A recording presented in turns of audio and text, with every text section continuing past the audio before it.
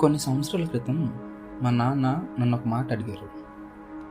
అసలు ఏంట్రా నీలో ప్రాబ్లం?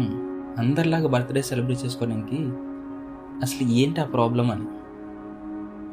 నేను కొంచెం లాజికల్గా ఆలోచించండి నాన్న. ఒక బర్త్డే అంటే నా చావుకి నేను ఒక సంవత్సరం దగ్గరికి వెళ్తున్నట్లు, అందరూ సెలబ్రేట్ చేసుకున్న గుడ్ న్యూస్ ఏముందో నాకు ఎప్పటికీ అర్థం కాదు అని అన్నాను. అంతే. పొద్దున్నే ఈ ఎదవ నోట్లో నోరు ఎందుకు పెట్టానా అన్నట్లు ఒక లుక్ ఇచ్చి వెళ్ళిపోయారు. ఆ సోదంతా పక్కన పెడితే మనం ఒక నిమిషం బట్టలిపి మాట్లాడేసుకోవాలి భయ్య. ప్రపంచంలో ఎవరికైనా వాళ్ళు నిజంగా ఏం సెలబ్రేట్ చేసుకుంటున్నారో ఒక క్లారిటీ ఉందంటారా? అంటే ఖచ్చితంగా చావు ఒక సంవత్సరం దగ్గరికి వచ్చేస్తుంది అన్న రీజన్తో అయితే ఎవడు సెలబ్రేట్ చేసుకోరు. అంత బుర్రతో కూడా అయితే ఎవడు ఉండదని నేను అనుకుంటున్నాను. ఏదో చిన్నప్పటి నుంచి అందరూ చేస్తున్నారు కదా, ఇదే కరెక్టేమో, మనం ఇలాగే చేసుకోవాలేమో అని ఏమైనా చేసుకుంటున్నారంటారా? ఇప్పుడు ఒక పాపో బాబో పుట్టాడు అనుకో, వాళ్ళ పేరెంట్స్ సెలబ్రేట్ చేసుకుంటారు. అది నేను అర్థం చేసుకోగలను. ఎందుకంటే పని పాట లేనోరు కూడా పెద్ద పొడి చేసాము అని ఫీల్ అయ్యే పని ఇదొకటే కదా. సర్లే, ఎవరి పైత్యం ఆడిది.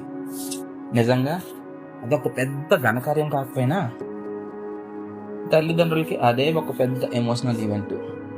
వాళ్ళు ఎంతోమంది దేవుళ్ళని మొక్కుకొని మరీ ఉండుంటారు కదా.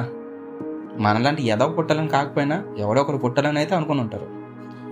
సో మన బర్త్డేని వాళ్ళు సెలబ్రేట్ చేసుకుంటూ ఉంటుంటారు. Very good.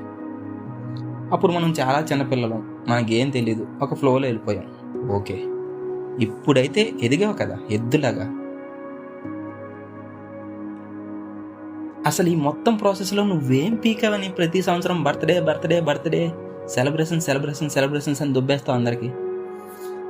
మనం పెరిగినంత కాలం పేరెంట్స్కి ఎంత నరకం చూపించుంటామో తెలుసా?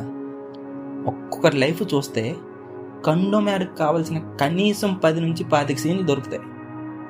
అది సరిపోదు అన్నట్లు ప్రతి సంవత్సరం బర్త్డేలు, నీకు విషెస్ చెప్పడానికి వేరే వాళ్ళు స్టేటస్లు పెట్టడాలు, ఆ స్టేటస్లు చూసి నువ్వు మళ్ళీ స్టేటస్లు పెట్టడాలు, ఆ స్టేటస్లో థ్యాంక్స్ చెప్పడాలు. వద్దులే. ఒకసారి నా ఫ్రెండ్ ఒక అమ్మాయి అడిగింది, ఈరోజు బర్త్డే కదా, ఏంటి ప్లాన్స్? బాగా ఎక్సైటెడ్గా ఉండవు కదా. నేను రోజు ఎక్సైటెడ్గా ఉంటాను కదా, ప్లాన్స్ ఏంటి? మంచిగా ఇంటికెళ్ళి పీస్ఫుల్గా చిల్ అవ్వడమే కదా, అంతకంటే హ్యాపీనెస్ ఇంకేముంటుందా అన్నాను. నేనేదో మర్డర్ చేసేసి దానికి కన్ఫెషన్ ఇచ్చినట్లు ఒక లుక్ ఇచ్చి, ఏంటి స్పెషల్ ప్లాన్స్ ఏమి లేవా, అదేంటది అంటుంది. అసలు స్పెషల్ ప్లాన్స్ ఎందుకు? ఈరోజు స్పెషల్ డే కదా, నువ్వు హ్యాపీగా ఉండాలి కదా అని. నేనైతే ప్రతిరోజు హ్యాపీగా ఉంటున్నాను. అసలు నాకు హ్యాపీనెస్ లేని రోజే లేదు. సో నాకంటూ ప్రతిరోజు స్పెషలే అన్నాను. కానీ ఈరోజు ఎక్స్ట్రా హ్యాపీగా ఉండాలి కదా అన్నది. అంతే, ఎక్స్ట్రా హ్యాపీయా, అది ఎందుకు అన్నాను. అయిపోయింది. దాంతో మా కన్వర్సేషను మా ఫ్రెండ్షిప్ రెండూ ఆగిపోయాయి. వీడెవర్రా బాబు, రోబోట్ సినిమాలో పక్షరాజన్ లాగా ఫుల్ నెగిటివ్ ఎనర్జీలో ఉన్నాను అనుకోకండి. అసలు నాకు సెలబ్రేషన్స్ అంటే పడవు అన్నట్లు కనబడుతున్నాను కదా, కానీ అది కాదు. యాక్చువల్గా నాకు సెలబ్రేషన్స్ అంటే చాలా ఇష్టం. జనజీవన స్రవంతిలో కలిసిపోయిన ప్రతి సాధారణ మనిషి కంటే నాకు ఇంకా ఎక్కువ ఇష్టం. మేబీ అవి నాకు ఎక్కువ ఇష్టం ఉండడం వల్లే నేను ప్రతిరోజు సెలబ్రేట్ చేసేసుకుంటూ ఉంటాను. నాకు తెలిసి ఎప్పుడు మూడొస్తే అప్పుడు సెలబ్రేట్ చేసేసుకుంటూ ఉంటాను. అంతేగాని క్యాలెండర్లో వచ్చే ఒక బర్త్డే నోటిఫికేషన్స్తో అని ఒక షెడ్యూల్ పెట్టుకోను. కొంతమంది చెప్తారు, నేను పుట్టినందుకు ఐఎమ్ గ్రేట్ఫుల్, నేను ఆ గ్రాటిట్యూడ్ని రిమైండర్గా సెలబ్రేట్ చేసుకుంటున్నాను అని. అబ్బో, బాగుంది, చాలా బాగుంది. అది మంచి రీజనే, కానీ నువ్వు పుట్టినందుకు గ్రేట్ఫుల్, గ్రాటిట్యూడ్, తోటకూర అన్నీ చూపించాలంటే అది ప్రతిరోజు చూపించవచ్చు కదా. కరెక్ట్గా క్యాలెండర్లో మార్క్ చేసుకుని ఆ ఒకరోజు చూపిస్తావా? అంటే ఈ రోజు బ్రతికినందుకు నువ్వు హ్యాపీగా లేవా? కరెక్ట్గా పుట్టినరోజు రోజే గ్రాటిట్యూడ్ చూపించాలా? రోజు గ్రాటిట్యూడ్ చూపించవచ్చు కదా. నాకైతే నా లైఫ్ చాలా ఇష్టం అబ్బాయి. అందులో ప్రతిరోజు ఈక్వల్లీ ప్రీషియస్.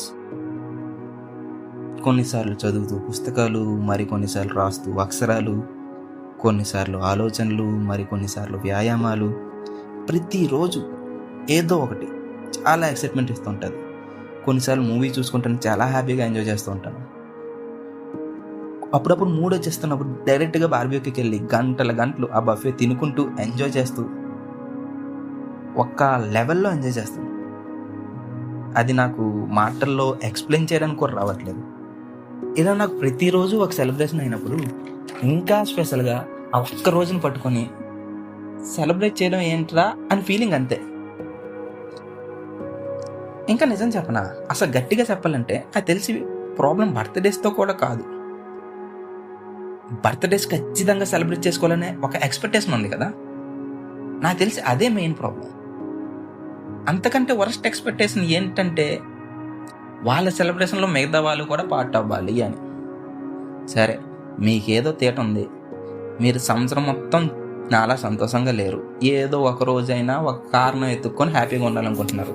ఓకే, మీ చావు మీరు చావండి, మీ సంతోషం మీ ఇష్టం, ఎవడి పైత్యం వాడిది. కానీ మీ ఐడియా వేరే వాళ్ళ మీద ఎందుకు రా బాబు రుద్దుతారు? మళ్ళీ ఇందులో రివెంజ్ క్రీమ్లు, డ్రామాలు. ఒకటి బర్త్డేకి నేను చెప్పిన, నా బర్త్డేకి వాడు చెప్పలేదు, ఇది నేను మర్చిపోలేను ఎప్పటికీ. రాజమౌళి సినిమాలో విలన్ రేంజ్లో ఫీల్ అయిపోతుంటారు. ఇదంతా విని వీడు పెద్ద సైకోనా కొడుకులాగా ఉన్నాడు, వీరికి బర్త్డే విషెస్ చెప్తే వాడికి కూడా క్లాస్ పీకేలాగా ఉన్నాడు అన్నట్లు ఉంది కదా. కానీ నేను మరీ అంతేదోనైతే కాదు. ఇప్పుడు మా నాన్నకి నాకు బర్త్డే విషెస్ చెప్పడం అంటే చాలా ఇష్టం. ఆయనకు తెలుసు నాకు అలాంటి పట్టింపులు లేవని, కానీ ఆయనకి ఇష్టం. ఆయన సంతోషం ఆయనది, నేను వెంటనే థ్యాంక్స్ చెప్తాను, ఆయన ఏదో సంబరపడతారో అయిపోద్ది. అదే విషెస్తో పాటు ఆగకుండా మనం ఒక భోజనాలు పెడదామా, మనం పార్టీ చేద్దామా, మనం ఊరందరికీ డప్పు కొట్టుకుందామా ఇది బర్త్డే అని అలాంటి డైలాగ్ వేస్తే అప్పుడు నా వల్ల కాదు, ఆపేస్తాను. అక్కడ ఆయన తగ్గుతారు, ముందు నేను తగ్గుతాను. అదొక కాంప్రమైజ్. నాకు తెలిసి that's how real love works అనుకుంటా. అంటే రియల్ లవ్ అంటే ఒక కాంప్రమైజ్.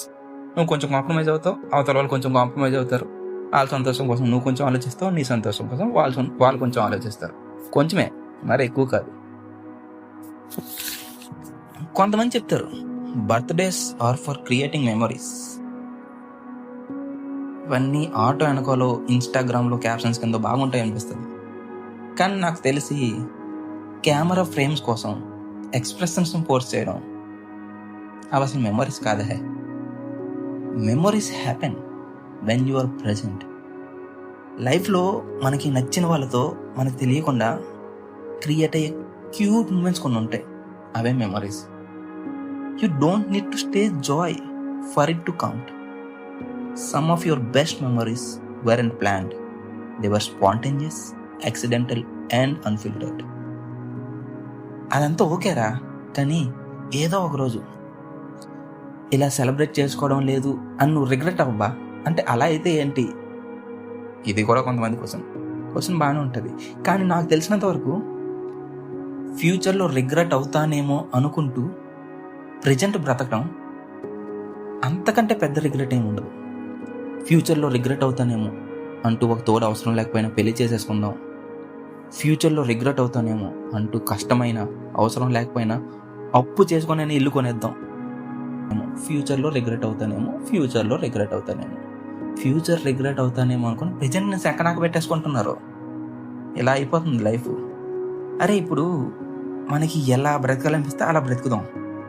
ఒకవేళ ఆ మిస్టేక్స్ అయితే that's fine, let them be yours, own them, learn from them. పక్కనోడు ఎగ్జామ్ పేపర్ కొట్టేసి ఫెయిల్ అయితే ఏంటి, పాస్ అయితే ఏంటి? ఒక హైపోథెటికల్ ఫ్యూచర్ కోసం ప్రజెంట్ని పాడు చేసుకోవడం కంటే దౌర్భాగ్యం ఇంకొకటి ఉండదు. ఎందుకంటే ఎప్పుడో ఒకసారి ఆ ఫ్యూచర్ వచ్చినప్పుడు ఆ రోజు ప్రజెంట్ అయిపోతుంది కదా. So live now.